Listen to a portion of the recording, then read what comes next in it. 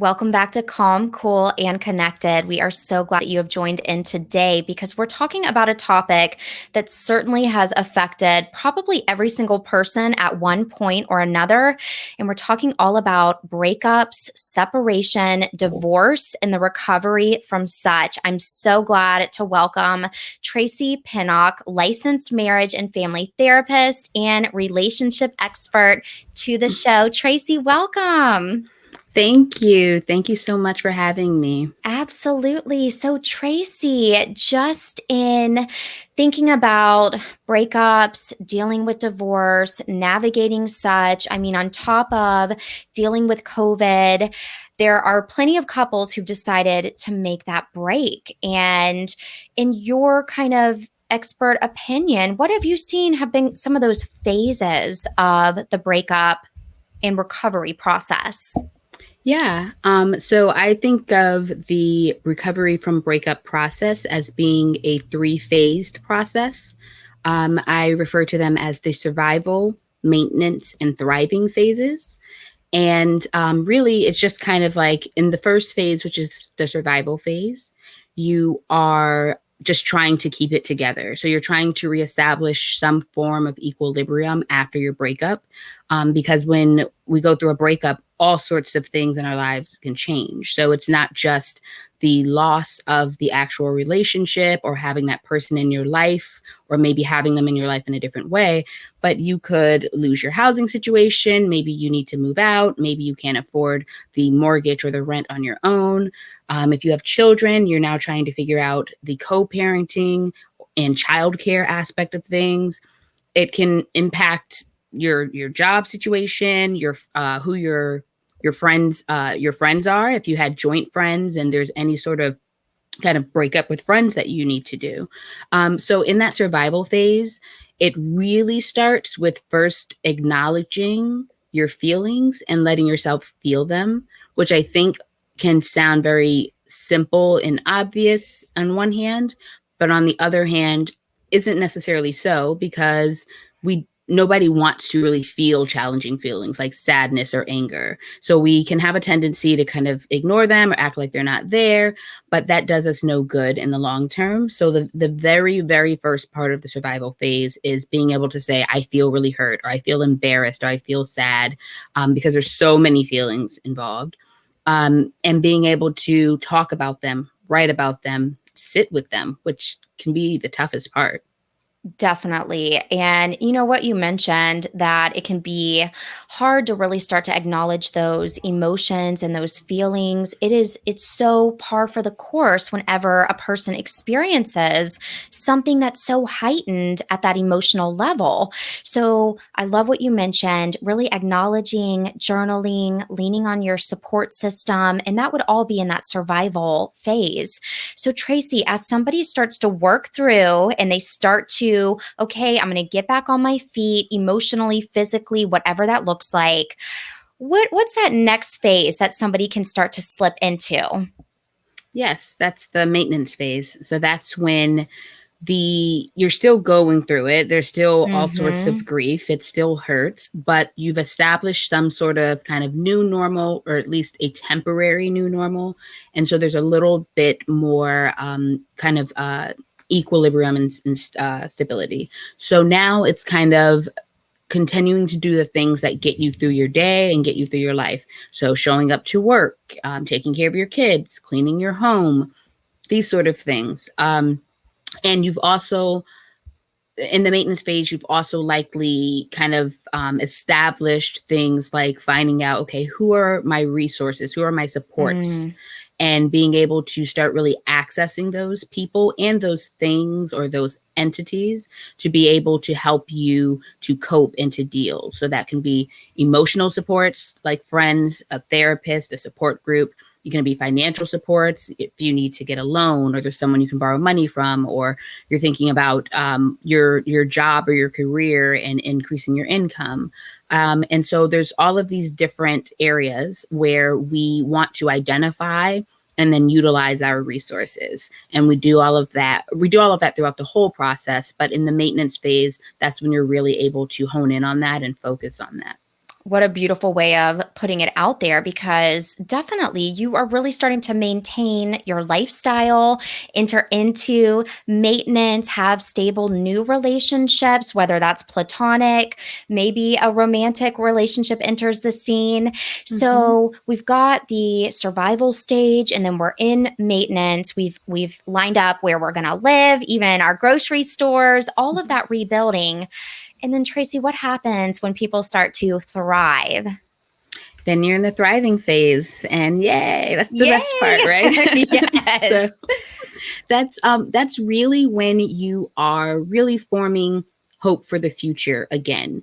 I think one of the things that is often lost during a breakup is this sense of hope, feeling like Mm. things will never be good again, or I'll never find the right one, or being worried about your children or your financial situation, anything. And in the thriving phase, this is when you are really looking towards your future and what you want it to look and be like in all areas. So that's romantically, financially, career, your children, where you might live, but you're really seeing your life still, you're seeing your life thrive and be good even after the breakup has happened. So you're really reinstilling the sense of hope in the thriving phase. I love that you kind of really encapsulated it with saying that that hope is renewed. Maybe somebody starts to feel more confident and can get out and about and start to live life.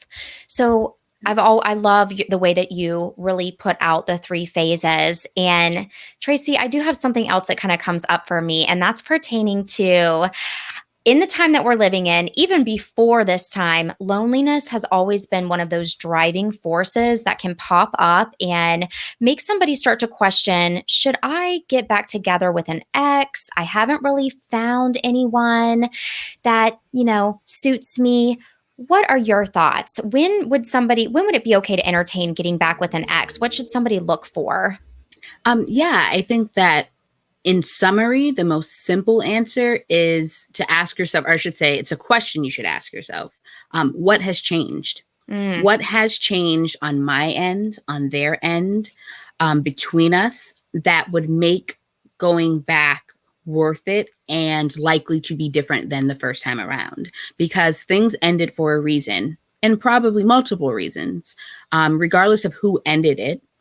There was something or some things that weren't working for someone. yes. So then if we're going to consider possibly going back and trying again, we really want to ask ourselves, well, the things that ended the relationship, are they fixed? Are they gone? So that's really the overarching idea. I think that kind of some, many questions you can ask yourself along the way are just how you feel about that person. Do Mhm. I generally like this person? When we talk and speak, are we getting along? And, you know, are we do I know what my preferences and expectations and needs are in a relationship and from a partner, and is this person meeting those, and am I meeting them for that person? These are all very important factors when considering building a life with anyone, and when considering going back to trying to build a life with anyone. Yes, and I particularly like what you said about, has somebody changed? And then secondly, do I like this person? Because loneliness can drive someone to maybe Hmm. stay in a relationship for longer than they should, or get back with someone who they no longer genuinely like. So, very great points to bring up. Now, Tracie, I know that you offer a coaching program, Bitter to Better coaching program. Can you tell us a little bit more about what you offer within that program? Absolutely. So it's an online group coaching program for women who are healing from heartbreak. And it consists of a heartbreak healing curriculum, which is a course program, all recorded videos of myself walking you through curriculum that is a process for healing from heartbreak. So it incorporates that survival, maintenance, thriving phase. And then it also consists of weekly group coaching sessions with the other women in the program and myself, led by myself.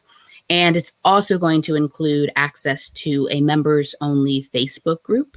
So the idea behind the Bitter to Better program is that you are getting the tools and the steps in the process for healing and working through things after a breakup, but you're also getting that peer support and that emotional support as well through the group coaching sessions and the Facebook group. You know, there's so much about that that I love. I love the idea of a curriculum because that way there's even that tangible item for somebody to go back and review. And then what you Yes. mentioned, that peer group. I mean, one of the main themes of our show is that being vulnerable is powerful. It normalizes the experience of just living. In Tracie, Bitter to Better coaching program, it sounds like that is also one of your tenants as well, which is wonderful. Absolutely. I completely agree. The vulnerability piece is key because it's what makes us human and it's what makes us able to connect to other humans. You got it. Absolutely. So, Tracie, are there any final kind of takeaways, a tidbit of encouragement for someone who may be in the midst of a divorce or separation? Any kind of parting words that you would like to offer to them? Yes, actually, they come from my mother. Oh, which is And always good. Yes.